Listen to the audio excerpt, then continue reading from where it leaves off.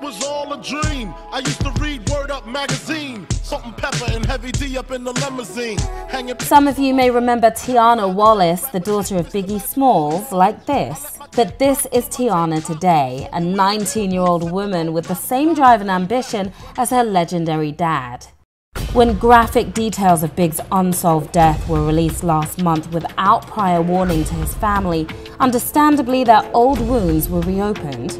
Now Tiana takes us on a trip down memory lane to remind fans of her father's life rather than his death, and tells us how she plans to continue his legacy. How do people react to you in Brooklyn? Being the daughter of Biggie Smalls.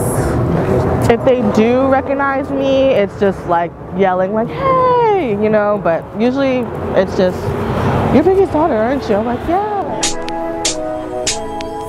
You are at school at Penn State, studying business, right? Yes. What are your career aspirations right now? If I wasn't a business major, I would be a fashion major. I do want to open a boutique. I do want it to be in Brooklyn because of my dad, and it's everything in the store has to do with my dad in some sort of way.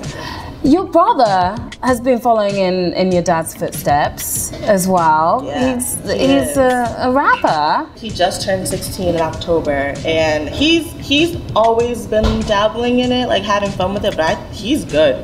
Like, he can rap. Does he have that Biggie voice? Saw him in the summer, you know, we spent like a week or so together, and his voice wasn't deep, and then he's releasing these songs on his Twitter, and I'm listening to them, I'm like, I called him like, who is that? It's his. Do you rap? No. No, you never tried? I did one time. And what happened? It was horrible. I can't rap. If somebody ghostwrote for me, I would do it. I would rap. Because I think I have that stage presence. You know, I could probably rap, but oh my gosh, writing is hard to do. I'm a fashion person. Let me stick to my fashion. If your dad was here today, what are 3 questions that you'd love to ask him? That's hard. I don't even think I would ask him a question. I think I would just go somewhere with him. I would just like hang out with him and just talk. I would probably cook for him, and we'd probably play 2K or something. So when you're out with your friends, maybe you're at a party and, you know, Juicy comes on. I hide. Do you? It's happened so many times before. I just leave. Because it's awkward. It's awkward.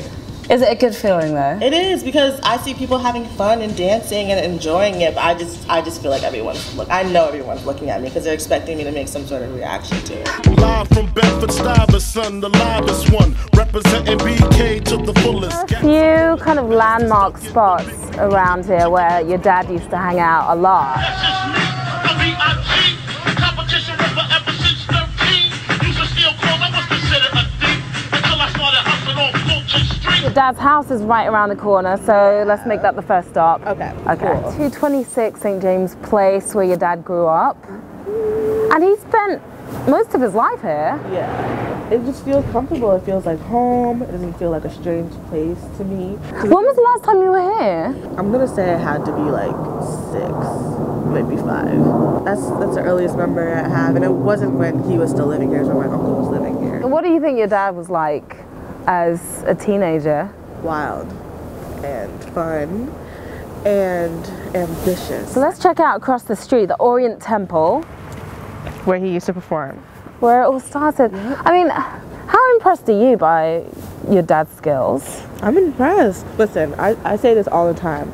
The older I get, the more I get impressed. People scream like us, picture me being scared of a person that breathes the same air as me.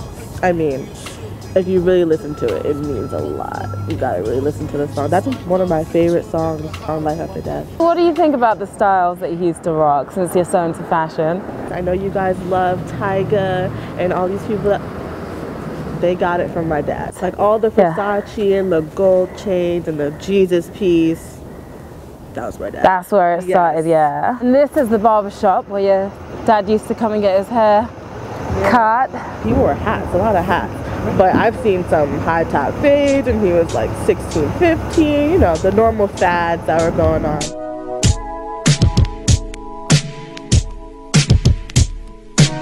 Your dad obviously was very close to a lot of people Diddy, Lil Kim, Lil C's Junior Mafia. Do you stay in touch with a lot of those guys? I do speak to a lot of them. Puffy, I do keep in contact with him. Obviously, Faith is my stepmom, so I keep in contact with her.